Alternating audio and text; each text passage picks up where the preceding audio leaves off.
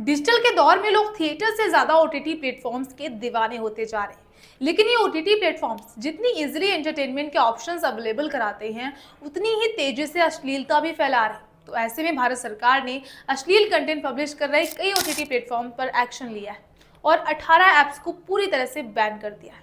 तो चलिए, आज के अपने इस खास रिपोर्ट में हम आपको उन सारे ऐप्स के बारे में बताने जा रहे हैं। हेलो फ्रेंड्स, मैं सुप्रिया सिंह और आप देख रहे हैं आपकी खबर। तो आजकल ओटीटी प्लेटफॉर्म पर बढ़ती अश्लीलता और इमोरल कंटेंट की वजह से सोसाइटी में सीरियस कंसर्न बढ़ गई है। लेकिन अब सरकार ने इस मामले में सख्त कदम उठाते हुए 18 ऐसे ऐप्स को बैन कर दिया है जो अश्लीलता को बढ़ावा दे रहे थे। ये कदम सोसाइटी को सेफ रखने और डिजिटल प्लेटफॉर्म की जिम्मेदारी तय करने की दिशा में एक महत्वपूर्ण पहल है। वहीं ओटीटी प्लेटफॉर्म ने पिछले कुछ सालों में इंडियन सोसाइटी पर अपनी एक जबरदस्त छाप छोड़ी है। नेटफ्लिक्स, अमेजन प्राइम, हॉटस्टार जैसे बड़े प्लेटफॉर्म के अलावा बहुत से छोटे और सस्ते ऐप्स भी बहुत तेजी से पॉपुलर हो रहे हैं। और ये प्लेटफॉर्म्स फैंस को हर तरह का कंटेंट अवेलेबल कराते हैं, चाहे वो फिल्म हो, वेब सीरीज हो या लाइव स्ट्रीमिंग। लेकिन एक प्रॉब्लम जो बढ़ती जा रही है वो है इन प्लेटफॉर्म पर दिखाए जाने वाले अश्लील और आपत्तिजनक कंटेंट की। वहीं भारत सरकार ने इस साल यानी 2024 में अश्लील और पोर्नोग्राफिक कंटेंट पब्लिश करने के लिए 18 ओटीटी सर्विस या प्लेटफॉर्म पर रिस्ट्रिक्शंस लगा दिया है। बता दें कि सूचना और प्रसारण मंत्री एल मुरुगन ने संसद में जानकारी दी और बताया कि भारत सरकार ने अश्लील कंटेंट दिखाई जाने वाली 18 ओटीटी प्लेटफॉर्म पर इस साल बैन लगा दिया है। 18 दिसंबर को लोकसभा में शिवसेना यूबीटी मेंबर अनिल देसाई के एक सवाल का जवाब देते हुए मुरुगन ने बताया कि आईटी रूल डिजिटल मीडिया पर न्यूज और टेम्पररी मामलों के पब्लिशर और ऑनलाइन क्यूरेटेड कंटेंट यानी कि ओटीटी प्लेटफॉर्म के पब्लिशर के लिए एक आचार संहिता देते हैं।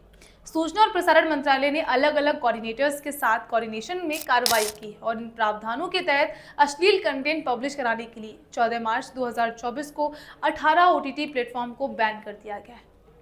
इसके साथ ही मुरुगन ने आगे कहा कि उनके लिए आचार संहिता के लिए प्रेस काउंसिल ऑफ इंडिया के पत्रकारिता आचरण के मानदंडों, केबल टेलीविजन के तहत कार्यक्रम कोड का पालन करना जरूरी है। वहीं मुरुगन ने बोलता हिंदुस्तान और नेशनल दस्तक जैसे यूट्यूब समाचार चैनलों के बारे में कहा कि ये चैनल आईटी नियम 2021 के प्रावधानों के तहत आते हैं, जिसका पार्ट 3 सूचना प्रौद्योगिकी अधिनियम 2000 की धारा 69A के तहत कवर की गई कंटेंट को बैन करने के निर्देशों को देखता है।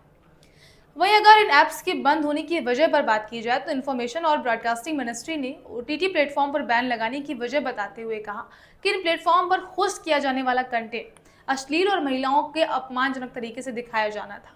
इसमें न्यूडिटी और सेक्सुअल एक्ट को दिखाया गया था। इसके साथ ही अगर हम बैन किए गए ऐप्स की बात करें तो सरकार ने 12 Facebook account, 17 Instagram account, 16 x account और 12 यूट्यूब अकाउंट को भी बैन किया, जो नियमों का उल्लंघन कर रहे थे। और ओटीटी पर बैन किए गए ऐप्स में dream files, Voovi, Yessma, Uncut Adda, Triflicks, X Prime, Neon X VIP, Mood X, बेशम्स, Hunters, Rabbit, Xtra Mood, Nudeflix, मूजफ्लिक्स, Hotshots VIP, Fugi, Chikooflix, Prime plays जैसे ऐप्स शामिल हैं। और सही मायने में अश्लीलता ऐप पर रोकने के लिए सरकार का यह कदम डेफिनेटली कमेंडेबल है। उम्मीद की जाती है कि इससे न केवल ओटीटी प्लेटफॉर्म की जिम्मेदारी बढ़ेगी, बल्कि सोसाइटी में डिजिटल कंटेंट के प्रति नई जागरूकता भी आएगी। ऐसे कदमों से हम एक स्वस्थ, जागरूक और जिम्मेदार समाज की दिशा में कदम बढ़ा सकते हैं। वैसे आपका क्या कहना है? क्या आपको लगता है कि सरकार का ये कदम सही दिशा में है? अपनी राय हमारे कमेंट बॉक्स में जरूर शेयर करिएगा।